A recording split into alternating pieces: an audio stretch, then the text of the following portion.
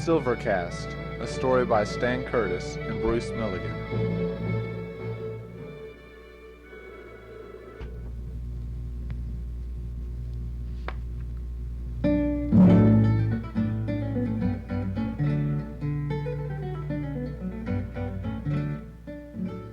There once was a forest in a western state that was unusually transformed one night. This is a story about how the trees of Silvercast coped with their transformation.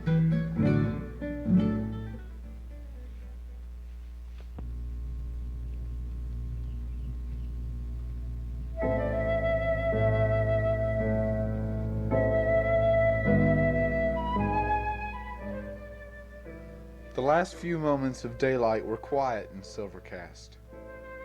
Keeping an eye on the evening was a bristlecone pine tree.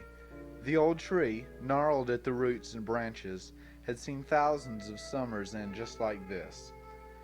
Nevertheless, senility had not set in. The old tree remembered everything that happened in his forest.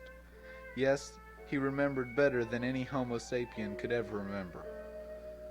While our friend watched the coming of night, he felt a certain and peculiar feeling inside that he had only felt once before.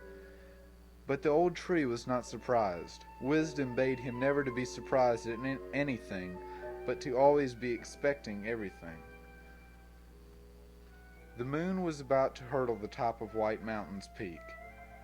The bristlecone gazed patiently at the thin sliver of silver moonlight just visible at his vantage point.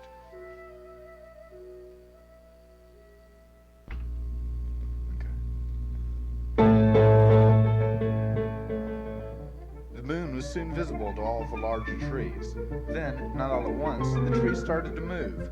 Mobility was a strange thing to the trees, but the trees learned as quick as a small child. The trees shivered under the bright moonlight, as if a huge beast shook the forest floor. Slowly, as the moon moved upward toward its zenith, the old tree could see the overshadowed plants receive their share of the light, and as they did, he could perceive their minuscule movement in the vast scope of the woodland. The voices he now began to hear were not the guttural sounds of before, but the dainty piping of Queen Anne's lace. Grass whispers traversed the night. Unfortunately, not all the plants were given personification. It was as if the glowing orb now at its zenith had some purpose in mind.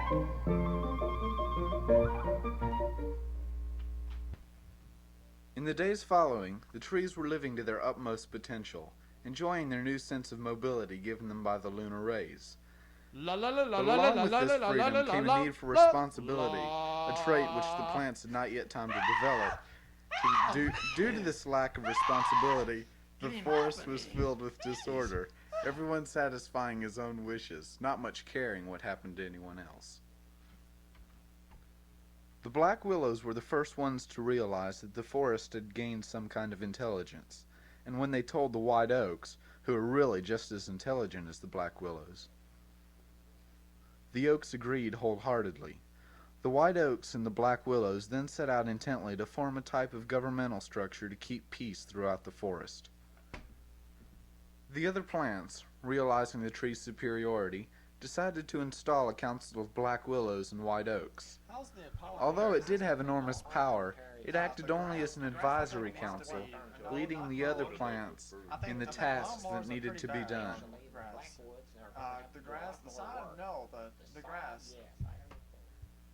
The first job that the council took on was the education of the younger trees and the less intelligent flowers and shrubs. They thought that once everyone in the forest knew a little more about everything, that they could then help in the other chores. The academic classes were supervised by the oaks who, in correlation with the willows, had set up an alphabet and written language to aid in the education. The other classes, such as building storage ponds, teaching the plants how to defend themselves, and building other structures, were overlooked by the black willows.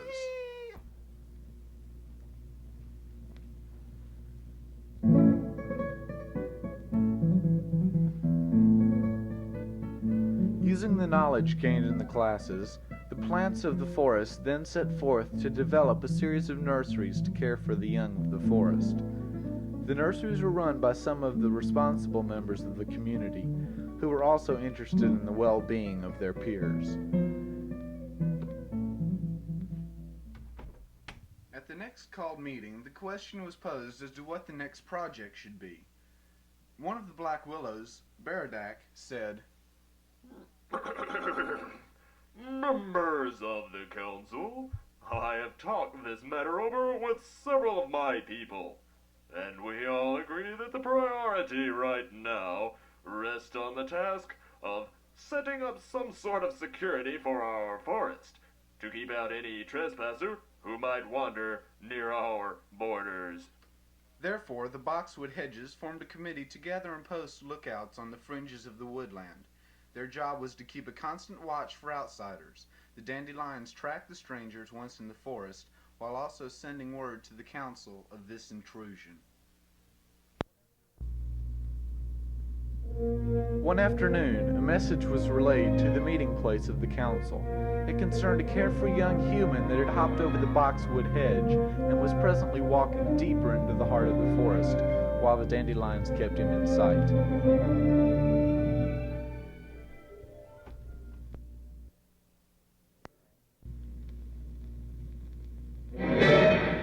Soon the human entangled himself in a thicket. The boy lay still, trying to think his way out of the brambles. Suddenly, as he looked up, he saw two enormous pine trees who untangled him from the thorns and hauled him off to the council. At the council, Nestor asks, "What were you doing, running through our forest?" "I was just out for the afternoon hiking. I hopped over a hedge, and the next thing I knew, I was being pulled out of a briar patch by two huge pine trees." "Then you weren't out to destroy or damage any of our forest?" "Certainly not. I didn't even know that this place existed until about 5 minutes ago. I can't really believe that all of this is happening." I think this is right to guilty like this. He walks through our forest like some stranger, He's innocent because interrupts of the forest. our whole And I mean, he life. didn't mean to do any harm or anything I like think that. he's So, just a I think criminal. he should be. "We have decided to let you go free. You will have the freedom to walk wherever you wish. But just remember, you will always be watched. So don't harm anything." Then the human left the council very happy. While the youth walked one day, Baradak, the chief Black Willow, appeared at his side and asked him to walk with him. They walked for what seemed like hours until they came to a cave set in the side of a hill. The old tree led the boy inside, and the forest saw him no more. And so, I think you understand my position on the matter of hybridization, said Baradak at the next council meeting. We can make every plant in the forest everything he wants to be. Even the Venus flytrap could become strong enough to guard against an attack. The only possible way that I could see using hybridization would be to make the flowers more beautiful and to give them greater immunity to disease. What you're proposing is a mutation in its most hideous form. It doesn't matter what you think. Another good idea is to develop some kind of weapon system in case of attack. We could use catapults and other weapons that don't require much technology. Why, weapons? What reason would anyone have for using weapons for attack? Stop asking silly questions. We also need fire to keep us safe and warm during the winter. Fire? Wait, don't you know fire is a tree's worst enemy? Where do you propose to get fuel for this fire? There are plenty of trees around here to cut down. The ones without intelligence will do Fine. If you want to do these things, you will have to take your willows and go elsewhere. The rest of us will certainly not leave. And leave we shall. The next day, a young tree, Nicephorus, saw an extremely old tree while walking through the forest. Hello. Hello. Nicephorus took advantage of the opportunity and started telling the old tree about all that had happened. When Nicephorus completed his description of the state of the forest, the old tree said, I know of all that has happened here in the last 2,000 years. I am here to watch over this forest. If you know, then what would you advise that we do about this situation? I fear for what is going to happen to this forest. I have seen this happen before, and it always turns out the same way.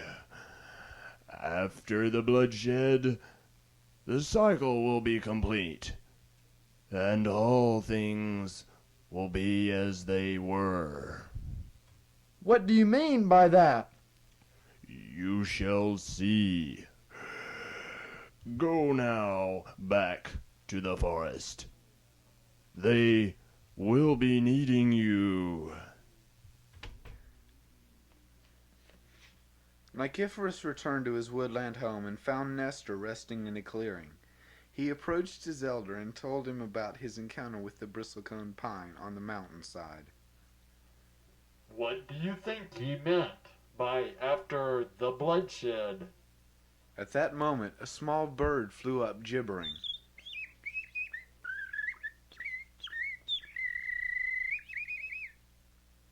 What did he say? He said that masses of trees with huge rock-throwing machines were seen in the distance. The two trees followed the little bird's directions to the end of the forest, where they could see that the black willows had greatly increased their numbers since their departure. They carried torches in their branches and catapults on their backs. Nestor, I presume that they have come back to try to regain their land. Yes, they knew we couldn't count on an attack and that we would be unprepared. Come, let us try to gather our forces. As Nestor and Nicephorus were retreating, the Black Willow army was advancing ferociously. They trod down the outlying hedges. They demolished everything in their path. The scene was basically the same everywhere: fire and chaos. The villains advanced, but were checked in their progress as the oaks and the other good trees stood in their way. The oaks fought a gallant battle, as they were hopelessly outnumbered. The only advantage they had was that they had something to fight for.